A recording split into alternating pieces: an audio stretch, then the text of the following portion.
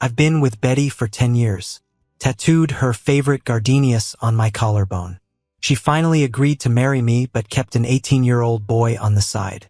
Before the wedding, she indulged him in a breakup countdown. Bungee jumping, skiing, going to Iceland to see the northern lights. But she didn't know I wasn't going to live much longer. I booked tickets to leave the country, donated all her assets, and got the tattoo removed. While she counted down to the wedding, I was planning to leave her. The day I was diagnosed with stomach cancer, Betty's boy found me. I knew I was just a side piece. The boy started speaking, scarily sincere. He bit his lip and said, "Brother, I know you're getting married soon, but Betty doesn't love you anymore. I've been with her for a year. We slept together 78 times, 53 times in a hotel, 21 at my place, and 4 times at your place on your bed. If Betty still loved you, I wouldn't exist." I found it funny, lit a cigarette, looked at him through the smoke. What else? Keep going. So he pulled out his phone, played a video for me. The angle was sneaky, like it was secretly Tatum. The guy was crying in Betty's arms. "Even if you're marrying him out of responsibility, can you not leave me?" Betty pushed him away, threw a bank card at him, "Find a stable girl. Being with me's no good. It's too dangerous." "No." He wrapped his arms around her, whining, "I'm not afraid of danger. Please, don't leave me." "Betty, I won't be a burden, I promise." Betty paused. Her gaze swept over his face for a moment. Then she kissed him. I stubbed out the cigarette. This kid is pure with all that youthful collagen.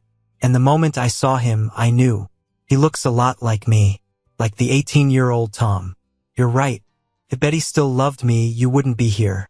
I stood up. My stomach hurt a bit, but I hid it by leaning on the table. "But don't fall too hard. Betty doesn't love you or me. She only loves the Tom from her memories. The pure, beautiful Tom, who died helping her climb up in this world. In a few years, she'll find a new replacement, and you'll end up worse than I ever did." I lied to him. "I'm on my way out. How can he end up worse? At most, he'll just be dumped after Betty gets bored." She hooked me when I was 18. I had no parents, and my grandma, who raised me, passed when I was 15. That's when Betty came along. She pursued me fiercely, spent money like crazy, giving me everything the world had to offer. Betty was beautiful, made me feel secure. I fell quickly. On my 19th birthday, she led me to try new things. That night, from pain to indulgence, we became one. The next day, Betty took me to meet her crew. I'd never seen such scenes, holding her shirt, quietly calling people. Their eyes were all mocking. "Betty, why'd you pick a young boy? Too obedient, he'll hold you back." I didn't understand then what holding back meant. Whispered, "I won't be a burden. Never will be." But later, as I got to know Betty's world, I realized what life she led. Living on the edge. To not hold her back. To stand by her. I had to force myself into that world. 10 years. I cut and dyed my hair, started smoking, got tattoos. Even earned numerous scars. Being ruthless enough, I stayed by Betty's side, helping her rise. But Betty never seemed happy. Countless nights. She'd hold me, fingers brushing my scars, then kiss them. "Tom." She would bury her head in my chest and sigh, "I still love the old you." I'd push her away after a pause, light a cigarette. "Laugh, Betty, you have no conscience saying that." Betty came home late, nearly dawn. I lay in bed, eyes open in the dark, until she hugged me from behind. Not asleep yet. She kissed but missed. Paused, then hugged me tighter. "Who upset you? I'll beat them up. Okay? Betty." "Yeah." I couldn't see her face in the dark, but I smelled gardenias on her. "We should break up." Betty froze, then let go. Lay on her side. "What's wrong now?" She sounded fed up. "Stop being dramatic." "What breakup?" She chuckled. "Tom, you're not getting any younger. Who's going to marry a smoking, drinking, tattooed, and ruthless man?" My chest hurt. Pressed hard but couldn't stop the pain. Last year, when they stitched my arm, I was allergic to anesthesia. 12 stitches. I bit through the pain silently. But Betty's druntom truths brought tears. I couldn't help but want to ask, "Betty, if I was terminally ill, would you?" "Tom." She cut me off, annoyed. Stop asking silly questions. If you're really sick, we'll die together. Okay? She rubbed her forehead. I'm tied up with wedding and business stuff. Don't need any more drama. Then her phone rang. She hung up, annoyed. But the calls kept coming. After a few loops, she got out of bed with her phone. Said out loud. The boy's cries faintly came through the call. Betty cursed, so annoying. Yet she hurried out. Business issues, I'll handle it. Get some rest, don't wait for me. Our wedding's set for the 3rd of next month. Keeping it simple. It was late stage, basically incurable. I never told Betty I wouldn't marry her. I could accept everything about her. Except betrayal. Just thinking about her holding another man, kissing his face, looking for me in that younger me makes my stomach churn. It makes me sick. I got together with Betty when I was 18. It's been 10 years now. The doctor says I only have about 6 months left. So, looking back, I've wasted a sizable chunk of my life on her. For what's left, I just want to be Tom. I booked a flight abroad. I want to see this world I love but never visited while I still can. The flight's set for the 3rd of next month. This morning, I crossed another day off the calendar. 10 days left until I leave. I heard the door open behind me. Betty walked in, wrapped up against the cold, took off her coat, and hugged me. She's still not into my short hair. Her eyes followed mine to the calendar. She saw the big circle around the 3rd of next month and chuckled as she pinched my cheek. Can't wait to marry me. Huh? She counted. 10 days left. Burying her face in my neck, she suggested, these next few days we can dye your hair back to black? You'll look handsome at the wedding. No need. I stared stoically at the calendar. Not much time left. It's good enough as it is. Betty paused for a bit, then agreed. She let go, picked up her coat from the chair. Lots to do for the wedding. Got some trouble at work. I won't be back for a while. As she talked, she watched me, probably waiting for me to give in. But I just looked back at her coldly. Go ahead, I said. Anyway, just 10 days left. Betty didn't say anything else. She walked out into the night, didn't look back. With 7 days till the wedding, I went to a tattoo parlor on the outskirts. The owner was in her 30s, looked well kept but worn out. She glanced at me. What are you getting done? I rolled up my sleeve, pointed to Betty's initials on my wrist, then showed the gardenia flower below my collarbone. Erased them both. She glanced at them. It'll hurt to get them removed, and they'll scar. I chuckled. I'm not scared. Pain's the least of my worries nowadays. As for scars, my body's already covered with them. What's 2 more? Plus, in half a year, this body might just be dust anyway. The owner asked, breaking up? I smiled. Yeah, almost. 7 days more. She clicked her tongue. Real ceremonial, counting down to a breakup? Maybe it was the quiet shop or some connection I felt with her. I don't know why, but talking to her felt easy, like we were kindred spirits. I talked about the past, back when I gave Betty a deadline when she chased after me 300 days. If she lasted that long, I'd be with her. Betty used to count down every day. Tom, 179 days left till you're mine. Only a day left, almost my boyfriend. A girl who spent 300 consistent days to win me over. In the following decade, I gradually lost interest in everything. During tattoo removal, I recounted to the owner the meaning behind those tattoos. The one on my wrist, inked after being with Betty for a year. I'd been kidnapped by her enemies, used against her. Betty almost sacrificed herself to save me. Once I left the hospital, I had her initials tattooed to my wrist, naively believing she'd be my forever.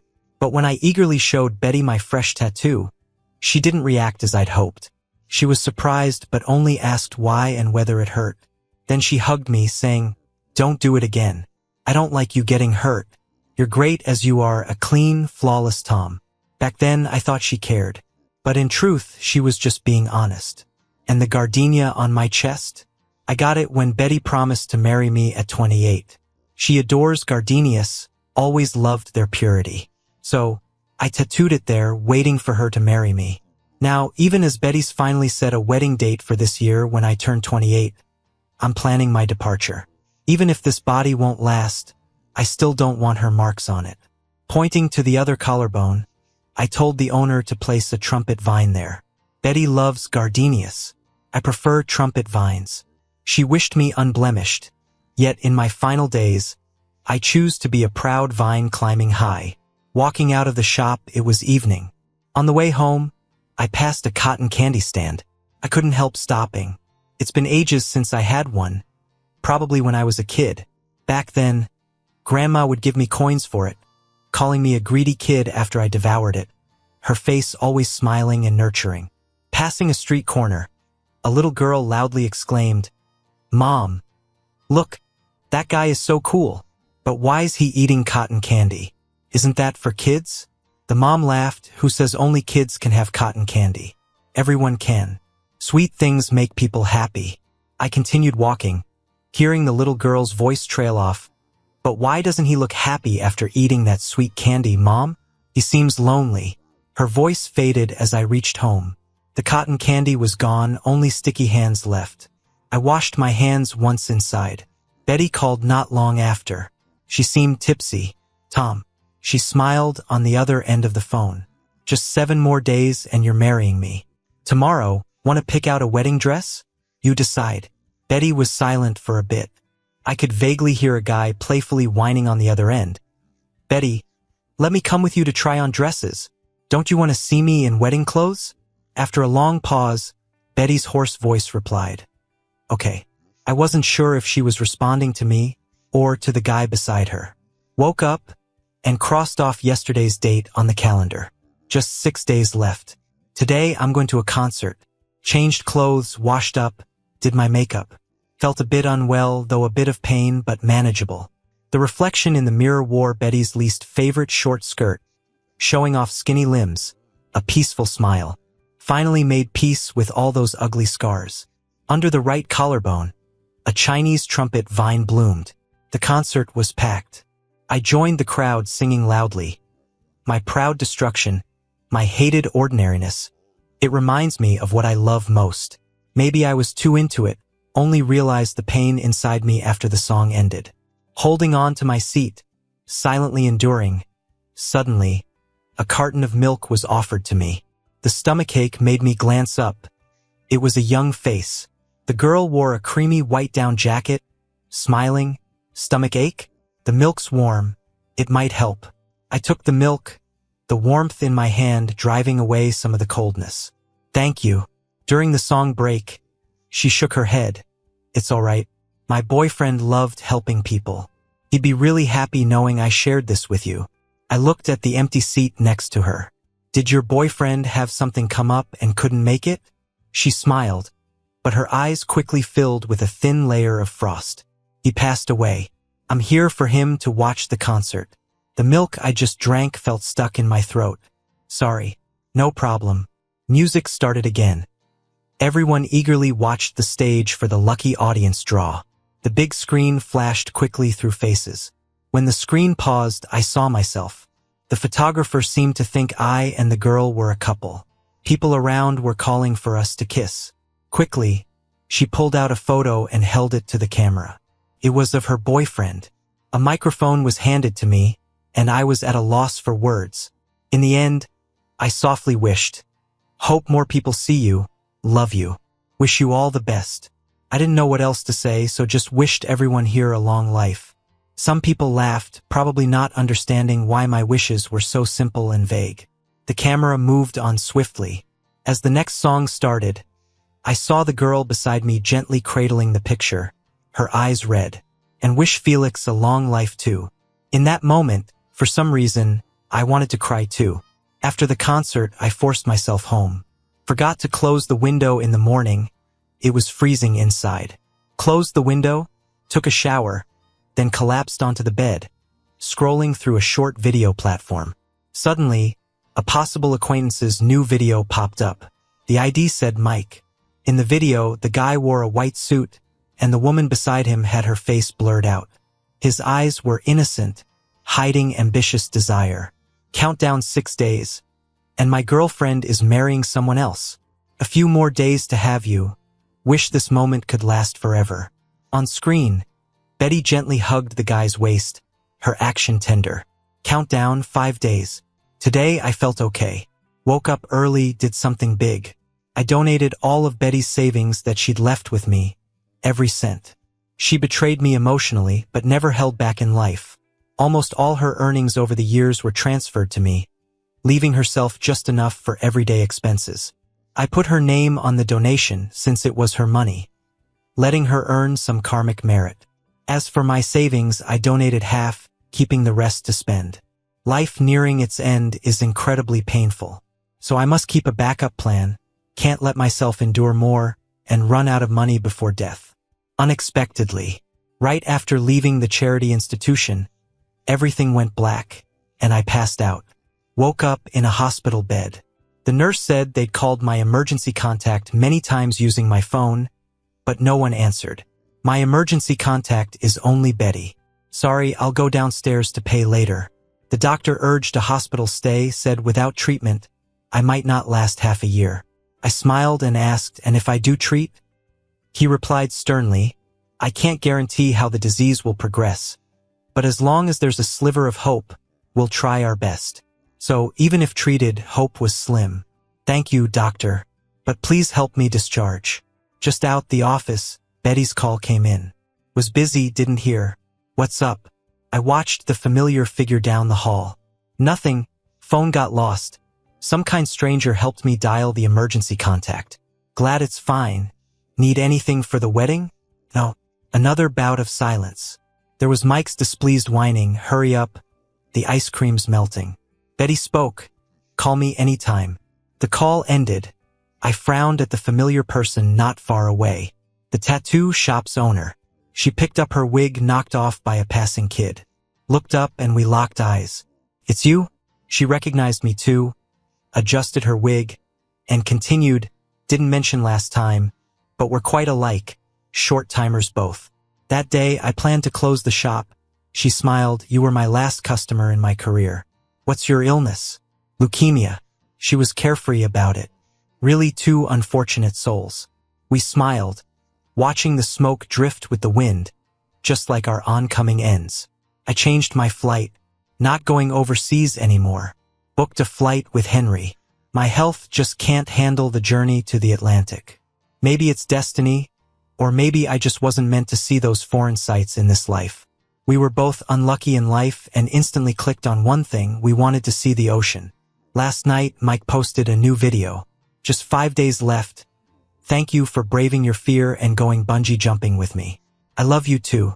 In the video, Betty and he were strapped with safety ropes, standing on a 100-meter high platform. They embraced and jumped. She was a bit stiff because of her fear of heights, but as they leaped, she shouted loudly, I love you. 4 days until the wedding. Henry asked me if there was anything I wanted to do. I thought for a bit and asked him to go see someone with me. On the way, Henry asked, is he a friend of yours? I shook my head.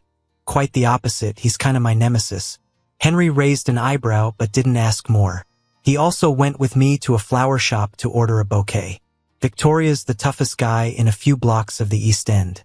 Manages 7 or 8 bars, tough on others, tougher on himself. We've been fighting openly and secretly for years, neither of us really winning. As soon as I entered the bar with Henry, we were stopped. Tom? He got called out, frowned at me. What are you here for again? To curse you out, old man. He instantly changed his expression, then started cursing. I listened to him for half an hour. Felt pretty good after that. Grabbed a drink from the side, took a sip, wanted another, but Henry stopped me. A taste is enough. I relented unwillingly. Waved at Victoria, all right, I'm leaving. You better settle down sooner or later. Otherwise, how will you have the energy to find a girlfriend? As I walked out of the bar, I could still hear Victoria bewilderedly asking around, damn, did he just come to curse at me for half an hour? Is he crazy or what? I looked back just in time to see him kicking a sidekick. Did I lose just now? I didn't do my best. I chuckled and left. Maybe because I'm dying, my lifelong nemesis seemed kind of cute now. On the way home, my phone suddenly buzzed. Victoria sent me a picture of a bouquet of roses. Is this from you? Yeah. There was a pause for nearly 2 minutes. Then more messages started coming in. Victoria, what's with the flowers? Little girls like flowers. Why would I care about this? You didn't hide a bomb in them, did you? Tom, don't think you can make peace just by sending flowers.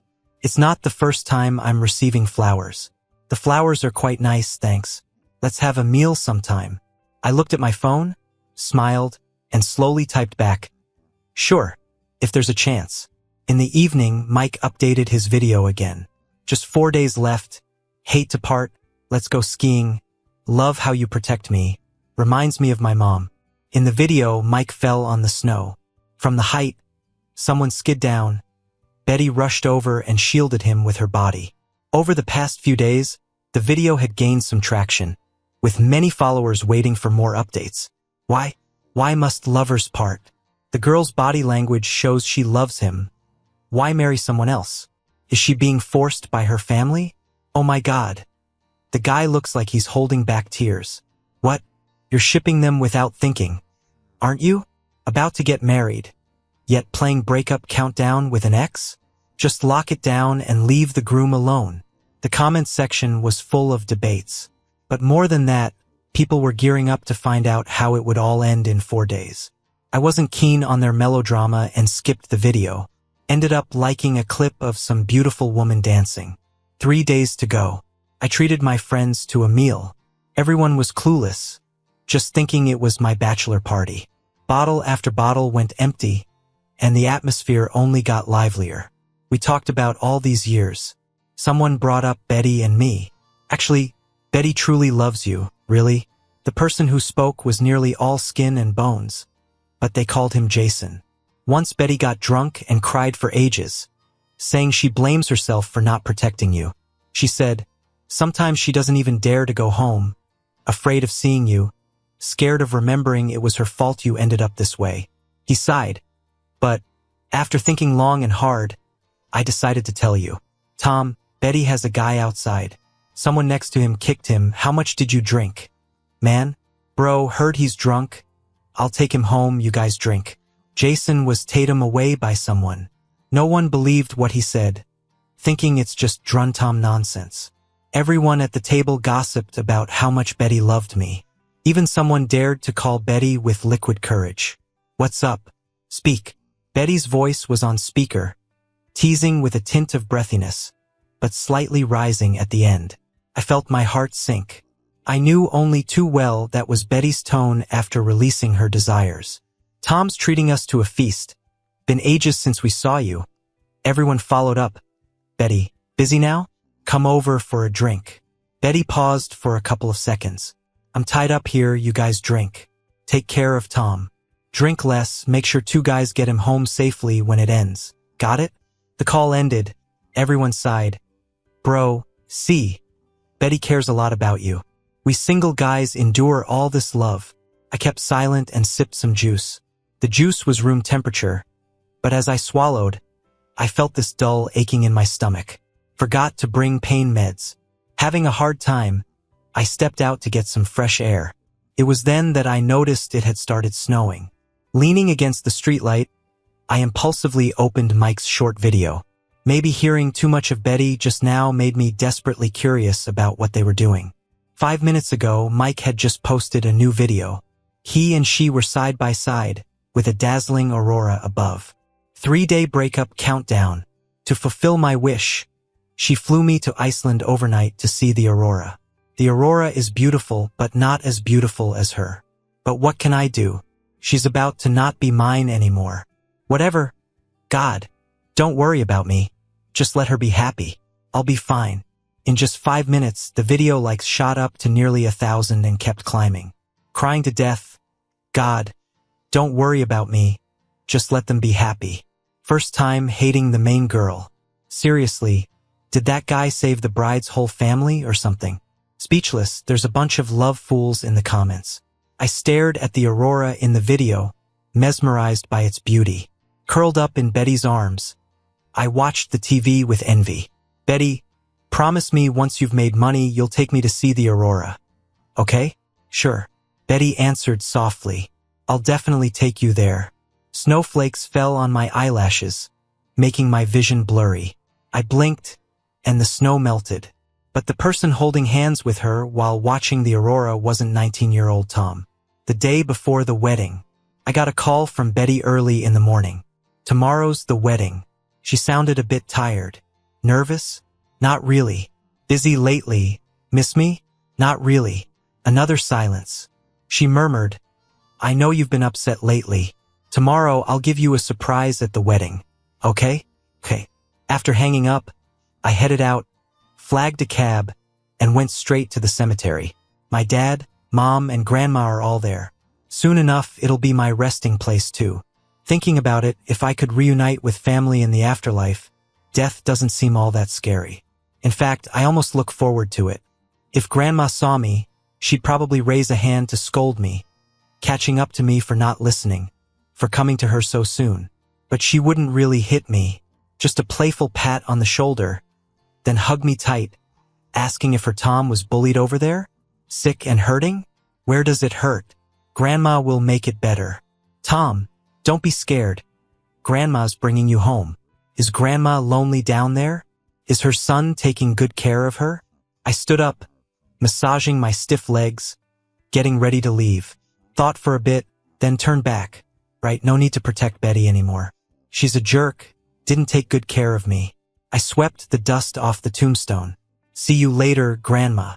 I bought tons of cat food. Visited a stray cat I've been feeding for a long time.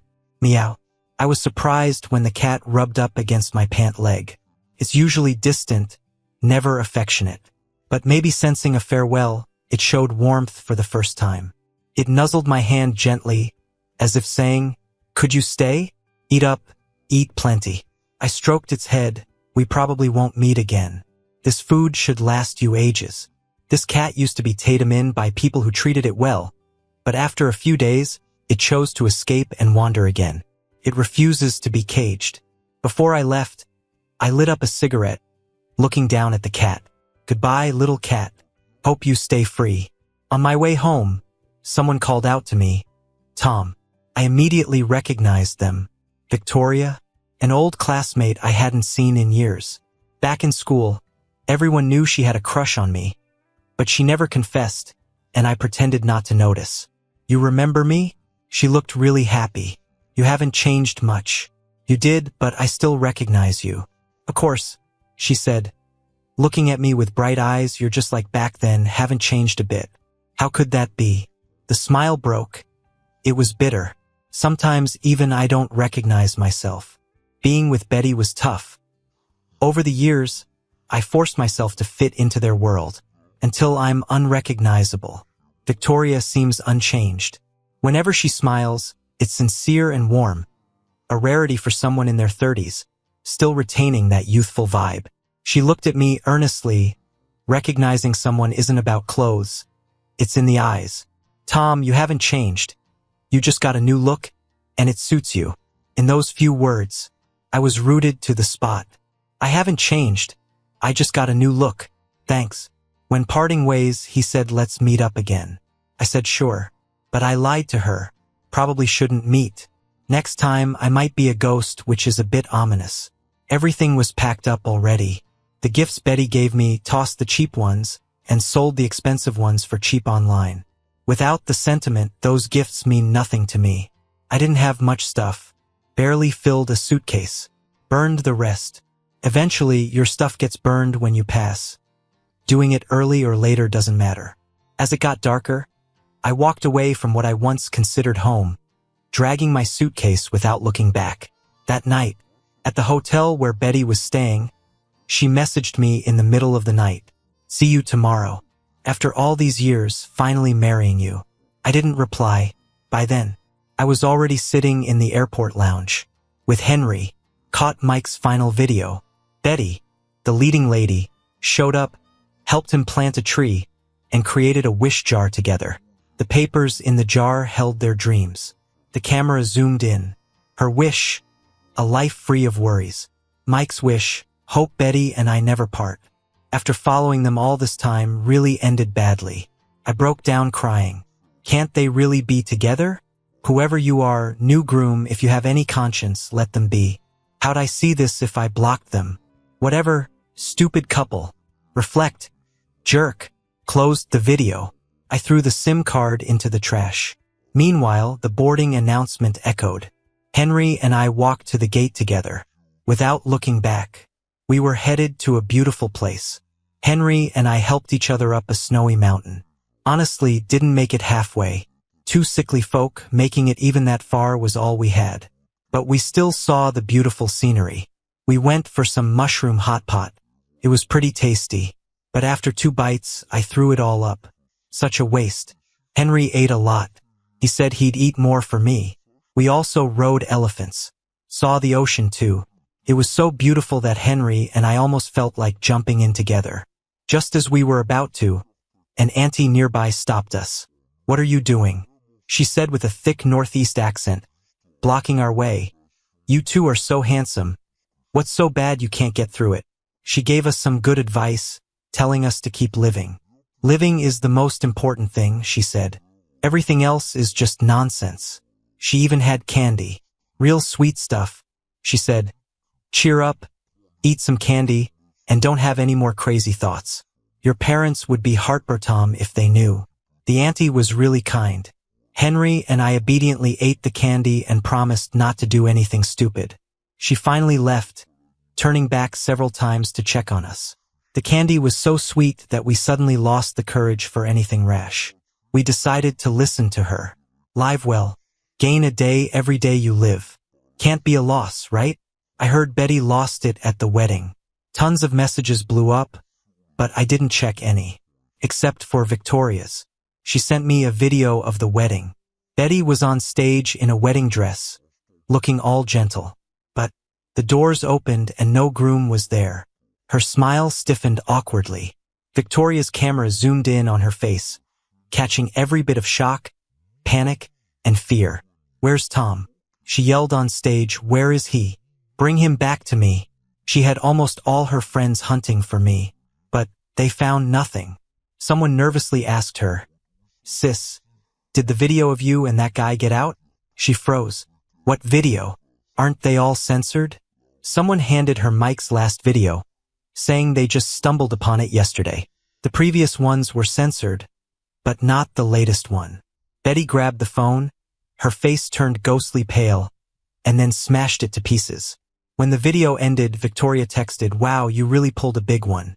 She asked, "Where are you? Be honest, do you have a terminal illness?" I didn't reply to her. She was spot on. Victoria is pretty smart. She probably figured something was up, but kept sending me more videos anyway. Guests scattered.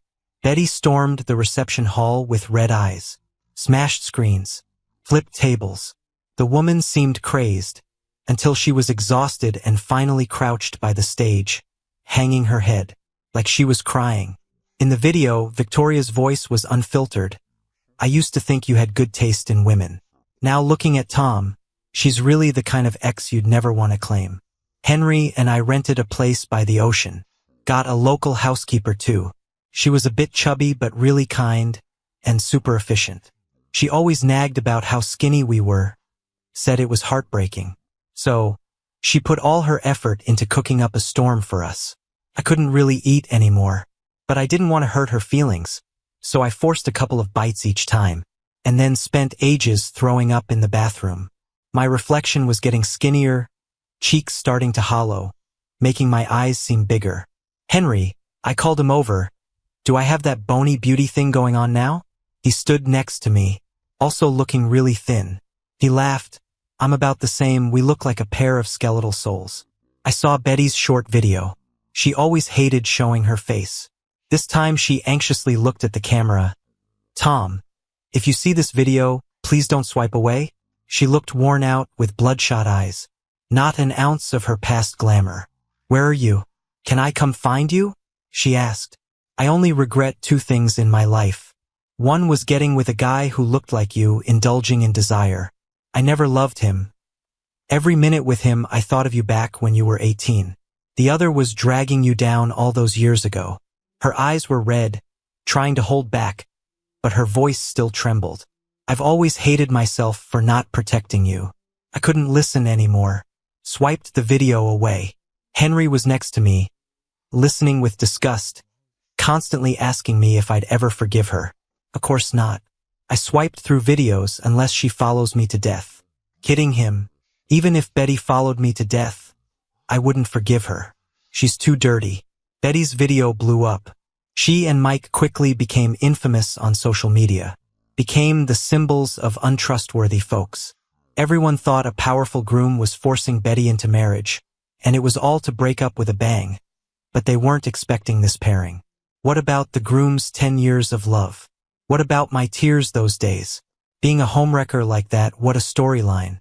The guy was my middle school classmate, always playing innocent with that face, secretly stealing girlfriends, bullying other boys, just downright nasty. Finally, the disgusting couple got their comeuppance. Such a relief. No one's firing at me now, right? Soon, Mike's history got exposed fully. His past misdeeds spread like wildfire in the comment sections, with former classmates tearing him apart. Mike and Betty's photos turned into all sorts of memes. Every meme was full of foul language. Even spawned a new catchphrase. Don't be too Mike. Compared to Betty, he was just a kid with no backing. His address was easily found, and local do-gooders began camping outside his house. Their home was on the ground floor. Every night people would bang on the windows.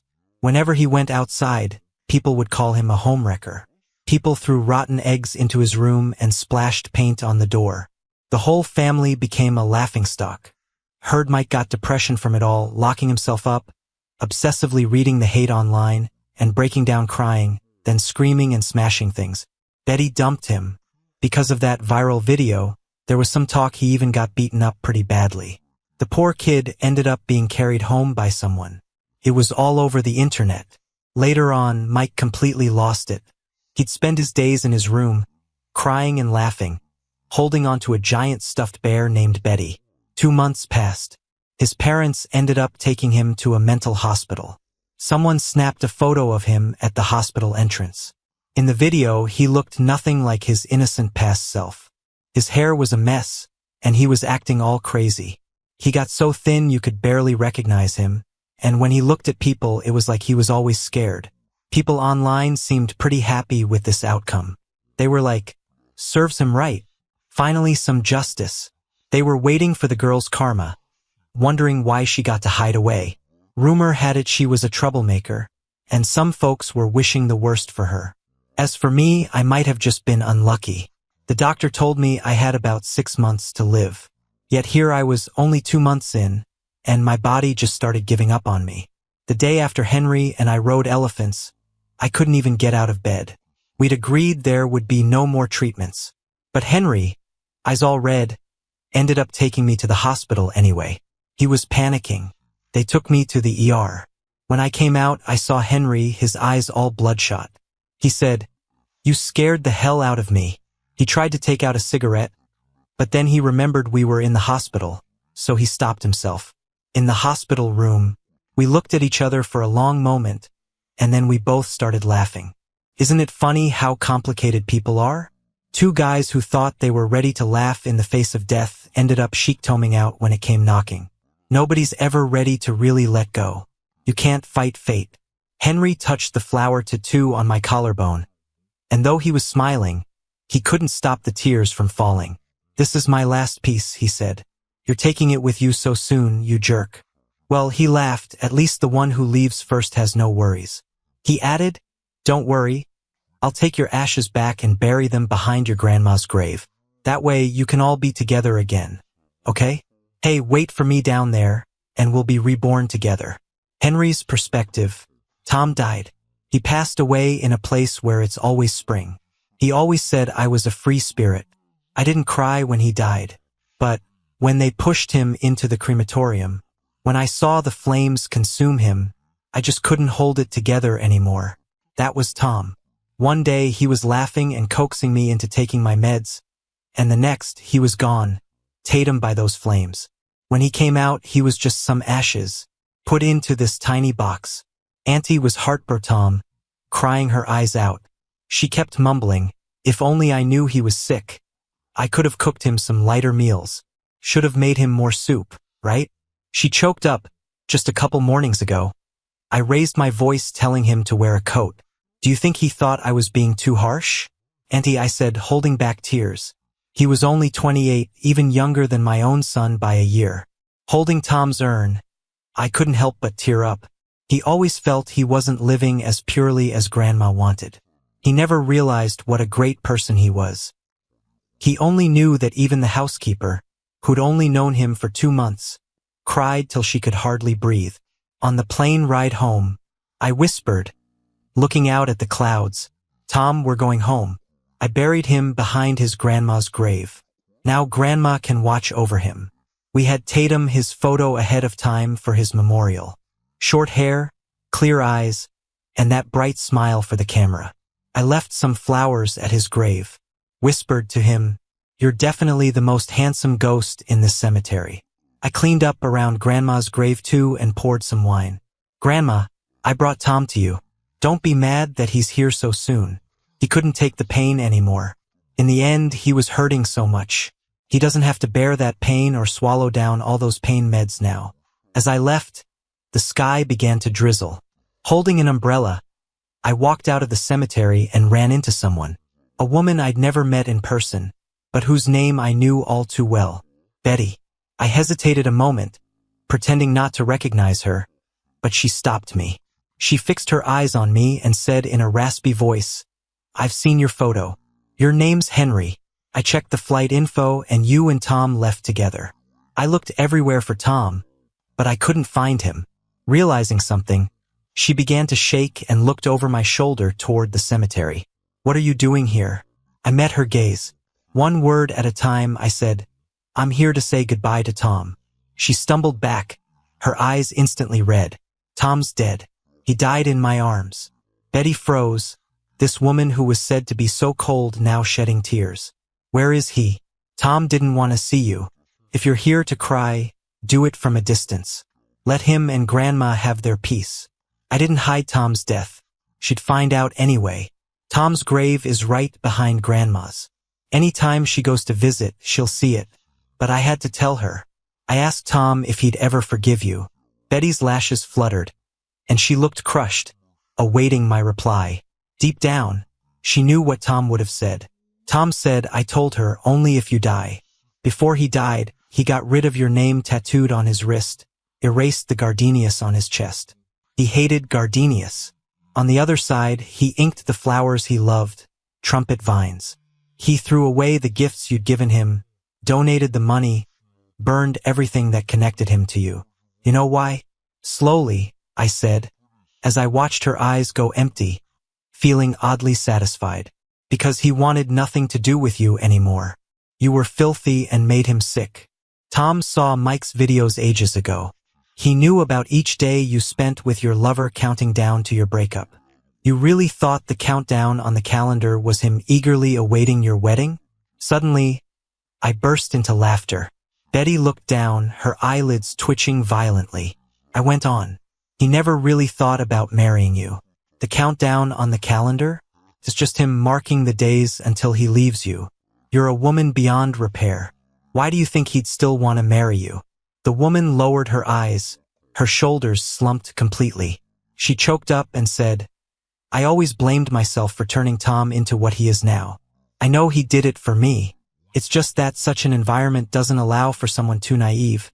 The brothers wouldn't accept a brother-in-law who's that innocent. She was never a burden. It was me holding him back. With Mike, I always saw him as Tom. I indulged him just trying to make up for losing Tom back then. I couldn't listen anymore. I laughed coldly. Enough already. Who are you trying to fool? Tom wasn't even dead when you cheated. Feeling guilty, you don't make it up to Tom but find a stand-in instead? It's hilarious. Tom bore the pain, but the stand-in gets the apology? Betty stayed silent, choking back her tears. In my life, from start to finish, I've only ever loved Tom. She trembled as she spoke. Those days indulging Mike were just my way of saying goodbye to the past. To the Tom of the past. After marrying him, I'll dedicate myself entirely to making it up to him. Tom took a knife for me a couple of years back and got hurt. He injured some muscles, and the doctor said it's unlikely he'd ever be as strong as he was. She laughed at herself. I had surgery. I planned to tell him after the wedding that I might never have kids. That he'd be enough for me. I cursed under my breath, disgusted. I laughed again, saying, I guess you did one humane thing. You lost Tom and ended up childless. Fitting. I stood in the rain, watching her get what she deserved. Hey, I heard you lost nearly all your places? I asked. You've lost everything, money, friends, everything. That's tough. By the way, Tom wanted me to tell you all those places Victoria took over were ones he secretly helped with while he was still alive. He knew all your weaknesses, but Tom was soft-hearted. He couldn't bear to see his brothers who followed him for years fall on hard times. So he made an arrangement with Victoria to ensure each brother had a way out. They'd be better off with Victoria. I laughed, you see. Tom made sure everyone had a path forward, even that stray cat he always fed. Before he left, he gave some money to a local store owner to take care of it. Except for you. You know how much he hated you, right? The rain came down harder, drenching her completely. I walked away under my umbrella. I didn't take a cab, just walked along the road outside the cemetery. My mind was cluttered with memories, old ones and the more recent ones with Tom. Tom always said I had a carefree spirit, but once I depended on someone too, and was let down. After that, little by little, I learned to let go. Tom was luckier than I was. He still had a grandmother who loved him, but I had no family. An orphan, I grew up relying on the kindness of many. Suddenly, my thoughts were interrupted by a speeding car. A black Range Rover broke through the rain and slammed into a roadside barrier. A loud crash echoed. That license plate ending in 999, I remember it. Tom mentioned it. It was Betty's car. I stood there under my umbrella, coldly watching the flames rise. Too bad some passing cars called an ambulance. A well-meaning driver pulled Betty from the car. I didn't stay to watch. I hailed a cab and left, because I already knew, no matter the injury, Betty wouldn't truly live again. Betty survived, but she found life worse than death. The one she loved the most refused to see her on his deathbed. The brothers despised her for her cruelty, blaming her for Tom's death. They left for Victoria, and her business was gone, her money given away. The crash didn't take her life, but it took her legs. Betty became truly useless. She didn't even have the courage to end it all. I guess it's because she couldn't face Tom down below. Once, when I was visiting Tom's grave, I saw her there. She wore a long coat hiding her legs, sitting stiffly in her wheelchair, staring at Tom's grave, expressionless. In the wind and snow, she looked like a frozen statue. She stared for a long, long time. Until I left, she never dared to move a step closer. But this might be my last visit to Tom's grave too. Ever since he was buried, my health has been declining. Without Tom, there's no one urging me to take my meds. Sometimes pain wakes me in the middle of the night. I take a lot of painkillers over and over. Finally, on a day when snow fell, my life came to its close. The bare branches had a light dusting of snow, everything was white, and the trees seemed reborn. My vision blurred gradually. I seemed to see Tom. He stood in the snow, reaching out his hand to me. Walk on, Henry. Don't be afraid. I closed my eyes, surprisingly at peace with accepting death. I'd already prepared my affairs and bought my plot. Very close to Tom. The tombstone next to mine was put up last year. The guy's photo sharp and handsome, with a dimple on the left cheek when he smiled, gentle and sweet. The name on the stone is Hisui. Sounds nice. I think I'll like this new neighbor. Before my consciousness fades, I think after I'm gone, I'll open a tattoo shop in the afterlife. First, I'll tattoo Tom, who's become a ghost, with a trumpet vine flower, because trumpet flowers remind me of him.